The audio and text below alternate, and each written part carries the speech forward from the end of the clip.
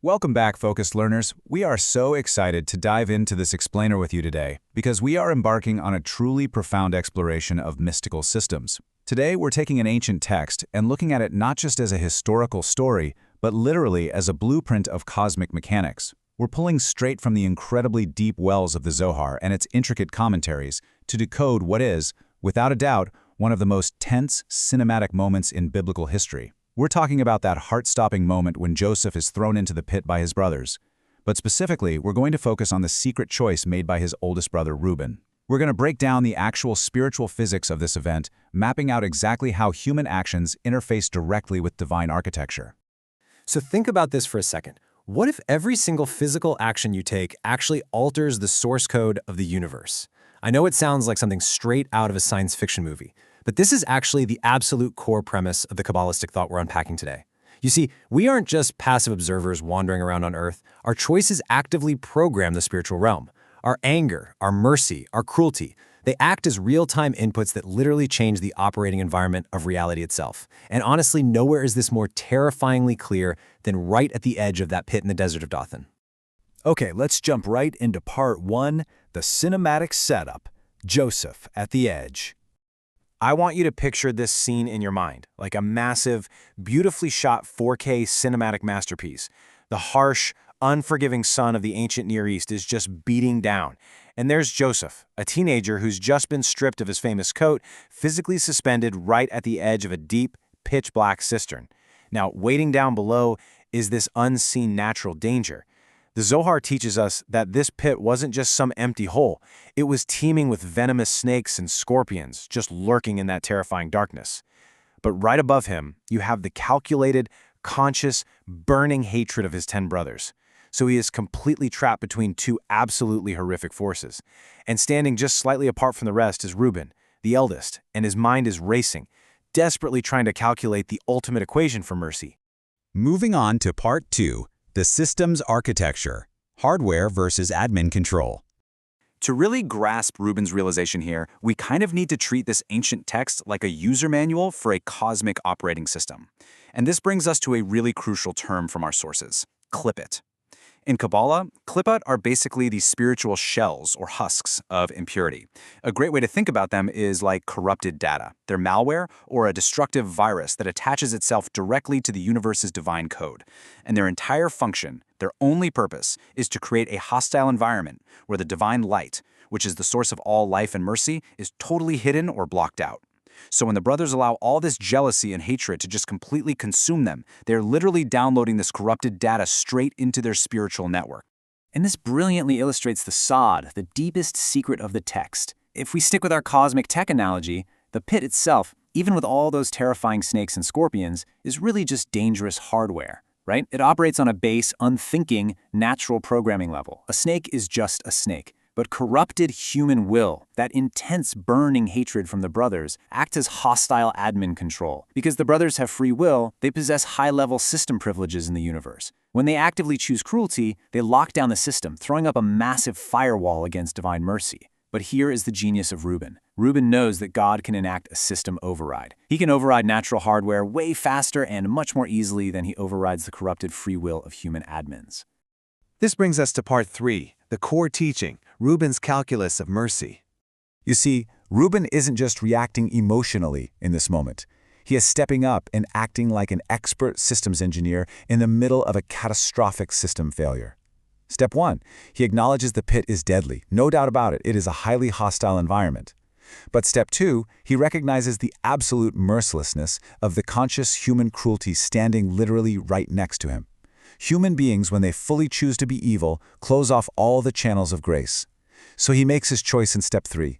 He realizes it is objectively better for Joseph to fall down into the unthinking hardware of the pit, where heaven can still intervene and override the system, than into the completely locked down hands of corrupted human admins. Heaven can shut the mouths of 1,000 vipers in an instant, but it won't force a hateful human being to suddenly be kind. Let's keep building on this in part 4, exhaustive mechanics, mapping the dimensions.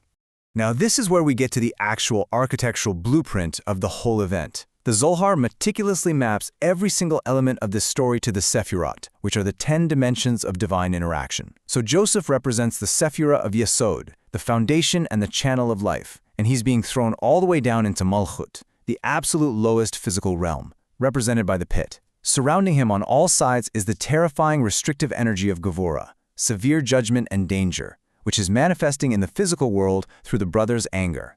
Then you have Reuben stepping in as Tiferet, the dimension of balance and compassion. And what is he doing? He is desperately trying to draw down Chesed, loving kindness and rescue from the ultimate highest source, Keter, the crown of divine providence. Reuben is literally trying to perfectly align these cosmic dimensions to allow a miracle to flow all the way down into that dark pit.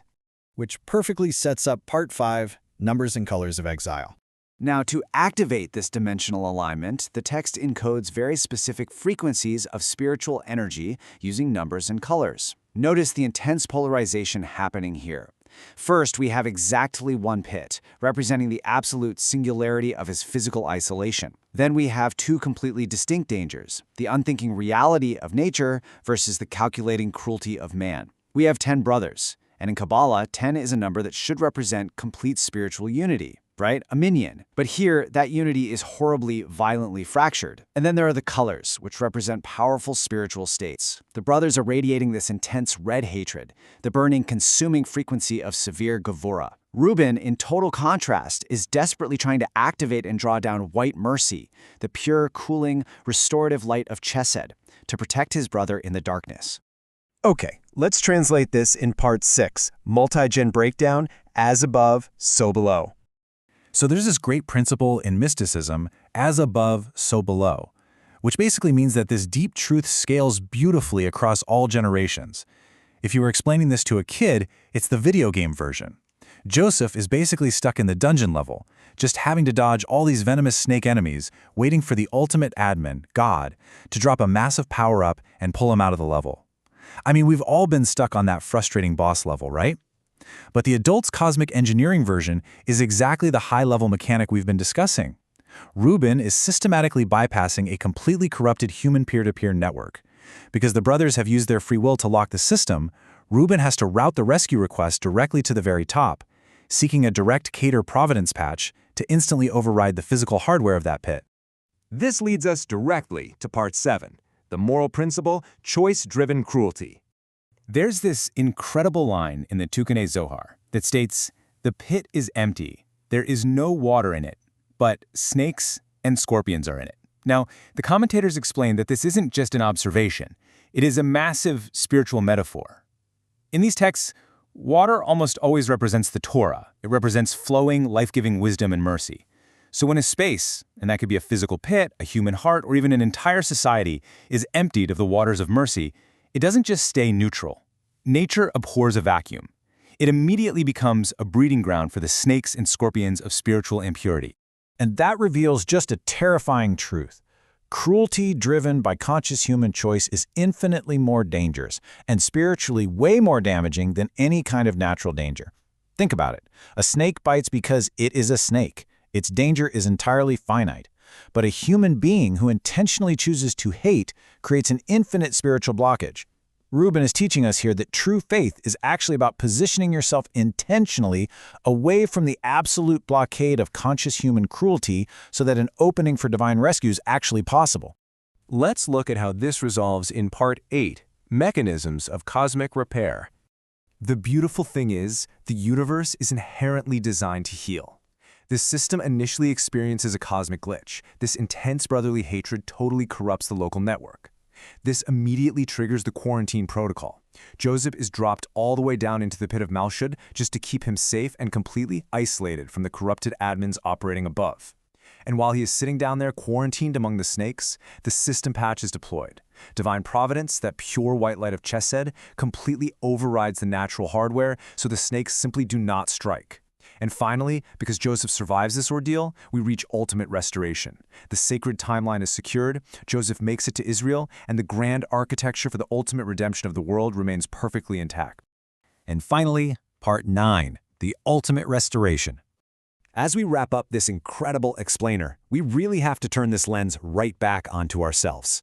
Because remember, the Sephirat aren't just cosmic ideas floating out there in deep space. They are operating inside of you right now. So ask yourself this: are you radiating the red fire of judgment towards the people around you? Or are you actively trying to draw down the white light of mercy to repair your own dimensions? It's a profound choice, and it's one we make every single day. Thank you for joining us for this complete journey through the Pardes. We hope these ancient truths help you and your family improve your own dimensions this week. If you enjoyed this full chapter deep dive, please like, subscribe, and share which part of the journey touched your soul in the comments. We'll see you in the next chapter.